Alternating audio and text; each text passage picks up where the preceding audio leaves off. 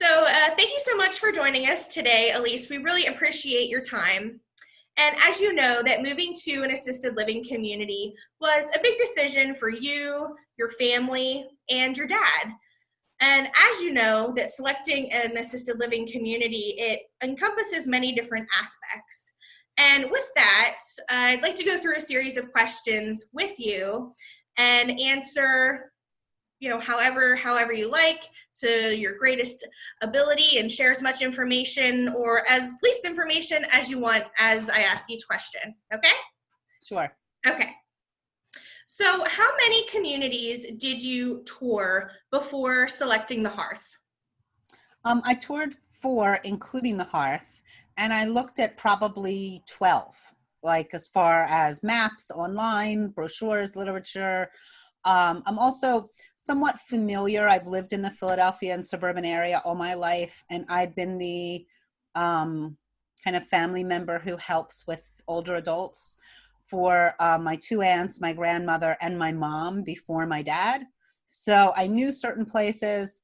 I looked at literature for about 12, and then I looked at 4 in person, including the Hearth. So when did you know it was time for your dad to move to an assisted living community? That's actually a difficult question. My father always wanted to remain autonomous and live either in his own apartment or, in fact, with me and our family. However, about a year and a half ago, my father was, by the way, my dad's 88. He'll be 89 in February. And somewhere around 86, 87, my father was diagnosed with a condition called amyloiditis, which is a protein that attacks the heart muscle. But we didn't know what it was for a long time. It went undiagnosed. And so this really mentally sharp, physically capable, really together little guy was falling apart in front of us. And it was really upsetting because we knew that it was his preference not to live anywhere else besides home. And he went to a walker and his legs swelled up and he was exhausted all the time. And we just kind of thought this is how it's going to be. He's going to kind of wind down. And he had trouble getting into my house, in which he visits for dinner every other night. My mother passed away many years ago. So Dad's been a regular at our house for a long, long time. And we got him a caregiver during the day. He belonged to 2 senior centers in Ardmore and Narberth, and everybody knew him. And, he's a little bit of a character. But we knew it was time when he wasn't enjoying going out to these places every day. It was a struggle to get into his own daughter's house. We weren't sure, like he would eat one night at my house, he'd take home food on the off night. And I'm not even sure that he could get it to the microwave and get it to the table okay. And this was really shocking. My dad's like the rock of the family. So we started talking about it together. Fortunately, my dad is in pretty good cognitive shape. I learned a lot about how to care for him and people in our family because he was such a good caregiver himself. So there's nothing we couldn't talk about together, and we made the decision together. That's wonderful. Yeah. And what would you say was the most important aspect to you and your dad and your family when selecting a community? Oh, that's easy. That it felt small, intimate, and personal, and that there were plenty of activities beyond the usual older adult activities. Right. So, like, I know during quarantine, it's a whole different thing, and we've had to adjust our expectations, but my dad really liked that, the Lower Merion Historical Society would come to the Hearth, that the Hearth would go down to the flower show or to the Archaeology and Anthropology Museum at the University of Pennsylvania, that my dad's not a woodshop guy, but he loved the fact that there was woodshop for the people who wanted to do it. He really liked the range of activities for people that didn't seem so defined by age. That's wonderful. And he participates in everything. Yes, but everything during quarantine is not the same as everything before quarantine. Right. And I think the hard part for us is that my dad moved in the end of January. And he was so eager to take a part in everything. And 6 weeks later, we adjusted our expectations to shelter in place with regard to quarantine. And so he didn't really get to enjoy all of the things that made us so happy to move into the Hearth. What do you feel your dad has gained the most with living here compared to living at his house? Oh, plenty. My father, he loved to imagine at his apartment in Wynwood that he was really independent and living life on his terms. But the truth is that he was actually becoming more and more isolated, because when you can do less and less, you just stay alone in your apartment except for your kids. So what the Hearth gave him was, I love how the Hearth is broken up into these I think it's four neighborhoods. And so my dad is on the ground floor in the east neighborhood. And so there's about 20 people. And so when you eat in the dining room, there's tables of four, like you're in a restaurant. When you go to an activity or you go on a trip, you could be with people from the rest of the building, but a lot of times you're with the friends you made, like right where you live. How does having your dad live at the Hearth make you feel? How have you benefited from his move? I've benefited enormously. It's funny. I mean, after looking at 11 or 12 different places and visiting four in person, it's really ironic that we settled on the Hearth, because it is literally, less than 6 blocks from my home. So that's just a happy coincidence. So in nice weather, I can walk over, I can ride my bike over, but the peace of mind, I mean, in this crazy crisis that we've had with COVID, it was really scary. But anytime that I needed to talk to someone, I didn't just get, like, for instance, I met you because you're the person who showed me around. And so I always felt comfortable talking to you. But if I needed to talk to somebody, Dana, who is the executive director, was right there anytime I needed to talk to her. My dad's a little stubborn with his personal health care. And when he wouldn't let anyone else do something, he would let Dana. And I'm like, Dad, that's not the executive director's job to be at your beck and call. And Dana's like, yes, it is. And she doesn't expect anybody. What I love, I've never, maybe I'm missing something, but of all the places I looked at, the executive director was never an RN. And I think it's a huge plus at the Hearth that Dana is, because she knows the business side, she knows the side, she knows all the families, she knows the healthcare side. And when my dad wouldn't let anyone else help him, he would always let Dana help him. And I think she once said to me, I don't expect anybody to do anything around here that I'm not prepared to do myself. And I'm constantly amazed by the staff at the Hearth. I mean, like, my dad said to me one day, oh, the person who does exercises didn't come today, so Dana did it. Like, so the executive director is helping my dad change his catheter one day, or she's leading exercise the next day, or she's on the phone with me at some ridiculous hour because I can't coordinate something with the physicians. And the personal attention is extraordinary.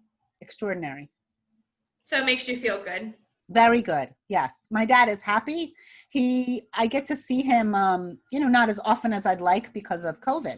Mm-hmm. And so when I see him for, a half an hour on the weekends when I'm not working, we limit. And that's one thing I just wanted to touch on. I know I'm going out of sequence a little bit, Yeah. but the care that everyone has taken to protect the seniors, while at the same time trying to address their quality of life, really makes me comfortable. I was comfortable before COVID, and then the fact that there's been 0 resident cases in 6 months is huge. I'm a teacher, but in my downtime, which is actually like none, but I have been part of a group that's made PPE. We've given out probably more than 12,000 face shields. So when I've come to give stuff to the Hearth, just because we're making it, of course, I want the place where my dad's staying to have they have everything anyway, but I just wanted to give them more. Thank you. I have never for 1 second felt anything other than completely comfortable that my dad and all the people at the Hearth were being taken care of. And I don't say it lightly. I was really comfortable before, but I would talk about things like the fabulous chef, all the activities, where my dad's going next week. But now it's all the people who reach out to him, who make sure he's comfortable, who engage him in conversation, make sure he's not too stuck in his apartment, make sure that he's safe, talk to his doctors because he has a condition where he needs a catheter change every couple of weeks. Nothing falls through the cracks ever. So yeah, I'm 100% comfortable outside COVID and during COVID. Thank you. And like you mentioned, you're able to visit him outside on the weekends. Is there any other ways of communication you're staying connected with him? Yeah, it's not always easy with our seniors, but my dad's really hard of hearing. And even with the most expensive and highest technological hearing aid money can buy, I feel like I'm still like, Dad! So my dad has a special phone in his apartment that is connected wirelessly to the internet. That was a snap to make it work at the Hearth. It was like the day we moved in, we just plugged it in, connected to the Wi-Fi, it was done. It's a phone that has a screen, and everything I say is translated into text so he can read while he talks. And that's a lifesaver. And I bought my dad a Facebook portal. He's not so great at using it. But the good news is there's a million staff members at the Hearth who would love to help my dad use it. He's just, not Mr. Technology at 88 years old. He likes the fact that the pictures revolve on the screen of his grandson and his great-granddaughter. But the fact of using it as an actual form of communication, he likes more of a traditional telephone receiver. Right, right. All the bells and whistles are there. We just have to get the seniors to use them. Right. So what would you say to an adult child who's considering having their family member move to the Hearth and they're going through the same process that you went through? I have to say, I have like tears in my eyes when I think about it. I am glad every single day that we made this decision. And my dad has a small group of people he's friendly with because that's the way the Hearth is set up to feel like you're living in a home and not an institutional setting. And he feels like he's on a one-on-one or first name basis is what I wanted to say, with staff members. My dad, if anything, is like too comfortable. He thinks he can walk into the laundry room or go over to the kitchen like it's his house, and I'm always telling him not to. And the staff's always saying, "Oh, don't worry about Al. He can go where he wants, do where he wants." I would say if you are able to find an opening at the Hearth, I think that your loved one would be very, very lucky, and you would sleep very, very well at night. Thank you. That's very well put. Do you have any additional thoughts or feedback you'd like to share? Yeah, I just want to mention also because I know people who are considering the Hearth are considering it at a very difficult time in the world, in our country, in our community.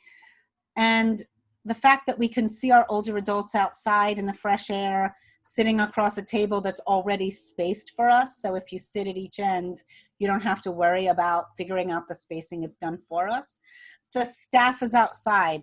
They have water for the older adults. They have headsets to amplify the speaking if they have trouble hearing.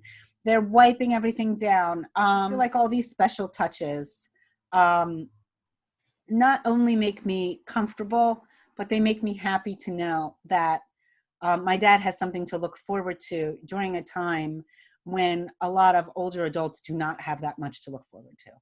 Right. And we're very happy that he's with us. He makes us laugh every day. Oh, yeah, he's a funny one. Yes. Well, we really appreciate your time today, Alyse, and we do appreciate your feedback and information and to be able to share your experience with other folks who may be going through the same process. So we do appreciate your time. Well, it's my pleasure. If there's anything else I can do to be supportive, please let me know. If a prospective family member would ever want to talk to someone about our experiences, I'm sure that my dad and I would be happy to share. Thank you.